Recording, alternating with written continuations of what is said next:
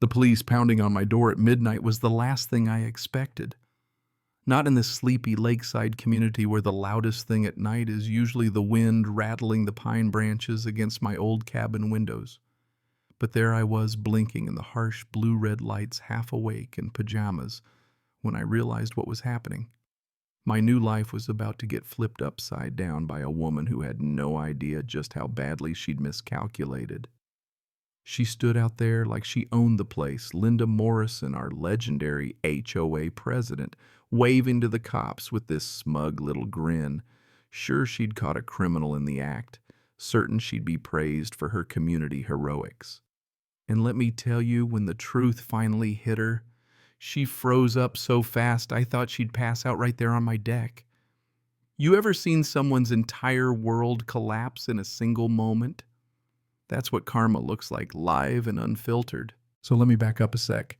3 months earlier, I moved out here to Lakeshore Pines, just me, my laptop, and the idea that maybe a little distance from the city would give me space to breathe work and finally get some real peace. I'm Jake Rivers, 35, remote software developer, and though nobody here knew it, an investigator for a digital forensics company. My little lake cabin isn't much, just 2 bedrooms and a view that beats any downtown skyline. I was for once looking forward to boring, but I'd barely unloaded my boxes before I started hearing about Linda. She'd been HOA president for 4 years, self-appointed is putting it nicely, and everyone said she ran the place like her own personal fiefdom. People mumbled about discrepancies at her last job, whispers of missing money, but out here she was queen gatekeeper and sometimes judge, jury, and executioner. Still, I'm not the type to stir up drama. I follow rules. I read the entire HOA booklet cover to cover twice. There was this winter occupancy rule about giving 24-hour notice before staying overnight in the cold months, which I thought was reasonable enough. Every time I'd come out for a weekend, I'd email the HOA through their system, full name, address, heating status, all that. The system always fired back an automated confirmation your notice has been logged. I kept those emails just in case because, well, I work in online fraud. Habits die hard. It was a Friday in late November when everything went sideways.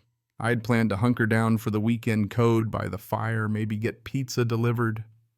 I sent my usual notice at 6 p.m., even screenshot the confirmation and set up for a quiet night.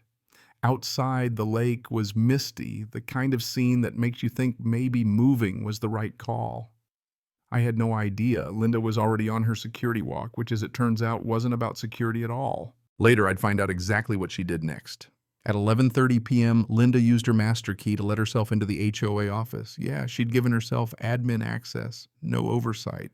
She opened the HOA's email system, found my notification, and this part still blows my mind, deleted it on purpose, then emptied the trash, all caught on the security camera. Her own notes, which I'd read later, said it all. He needs to learn respect for proper channels and authority. 5 minutes after that, she called 911. There's a break-in at 245 Lakeshore Drive, unauthorized occupant. No HOA approval. She made it sound like a home invasion, not a guy in slippers sipping cocoa. The goal: get the police to rush over full lights and sirens and teach the rule breaker a lesson. So when the pounding woke me up at 12:20 a.m., I had no idea. I thought maybe a neighbor was sick or something. I opened the door, heart racing, and the officer, professional all business, asks to see my ID proof I belong here. I'm standing there showing them my licensed property deed, even my utility bills. Everything checked out. The officer said the complaint was that I didn't have HOA authorization to be on the property. I told him I sent the notice, pulled up the confirmation on my phone, timestamps and all.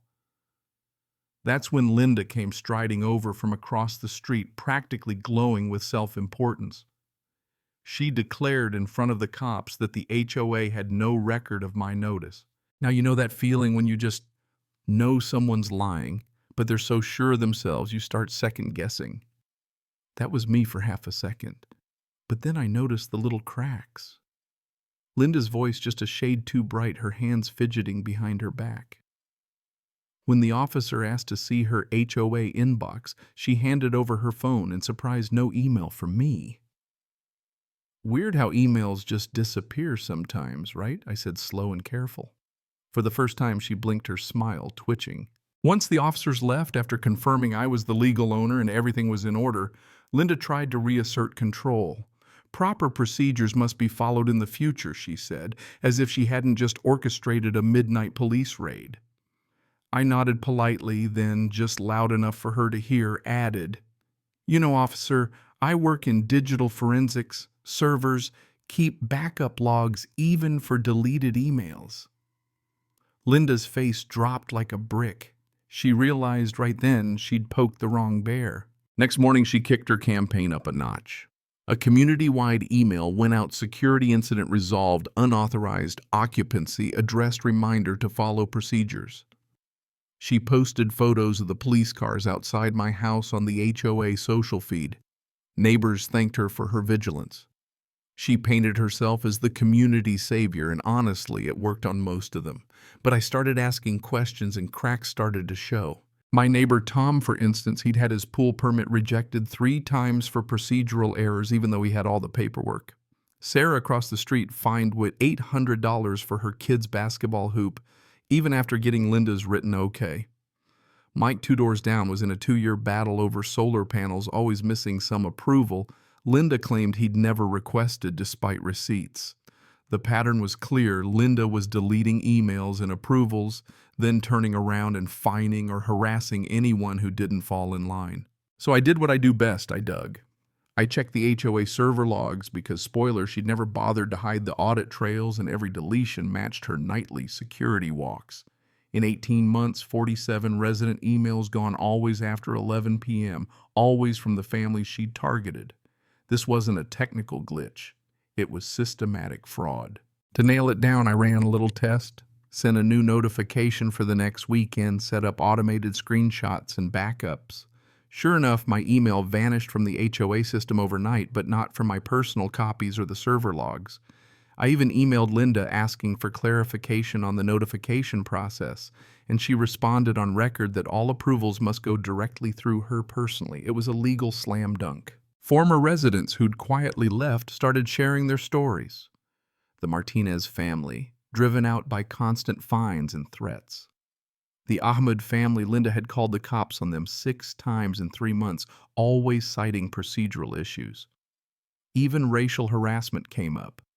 It was deeper, uglier, and more deliberate than anyone suspected. Then came the big twist. Linda, thinking she had the upper hand, called an emergency HOA meeting to remove me from the community for pattern violations. She arrived early, set up a 20-slide PowerPoint, handed out evidence packets, and brought her friend, a county deputy, as a neutral observer. She painted me as a chronic rule breaker, someone out to destroy community standards. Some folks bought it, others shifted uncomfortably. But I'd brought receipts, literally. I plugged in my laptop, projected the email confirmation server logs, even security footage from the HOA office that showed Linda deleting emails and emptying the trash. When I explained who I was, an investigator sent to document systematic HOA abuse in Lakeshore Pines, she turned to stone. The room erupted. Tom stood up furious, finally realizing why his pool project never happened. Sarah shouted about her hoop fine. Old grievances poured out. Linda tried to say I'd fabricated the evidence, that I was a hacker sent by developers, that the government was after her, but nobody was buying it anymore. My investigation went public. We found $12,000 missing from HOA accounts, fake invoices, personal purchases. Her personal notes revealed a calculated campaign target: families escalate stress, drive out problems. Worst of all, there was clear evidence of racial profiling and harassment, recorded calls, police reports targeting families for who they were, not what they'd done. The final vote was unanimous. Linda out, legal action pending, every cent traced and reported. She tried to play the victim. I protected this community, you're all being manipulated. But even her closest allies turned away. Her assets were frozen, lawsuits filed, and she moved out in shame before dawn. Nobody offered to help, but everyone watched. We reformed the HOA from the ground up term. limits transparent reporting, every meeting public, and recorded harassment policies with teeth. I was asked to stay and help build new systems for digital transparency. Linda's old house became home to a young family, real neighbors, no drama.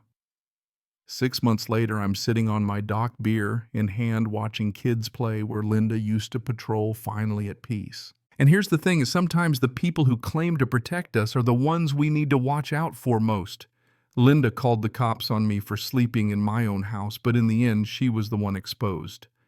The lesson: stand up for what's right, let the truth do the talking, and always document everything. What's the wildest HOA or authority abuse you've seen? Drop your story below. Let's talk about what real community should look like.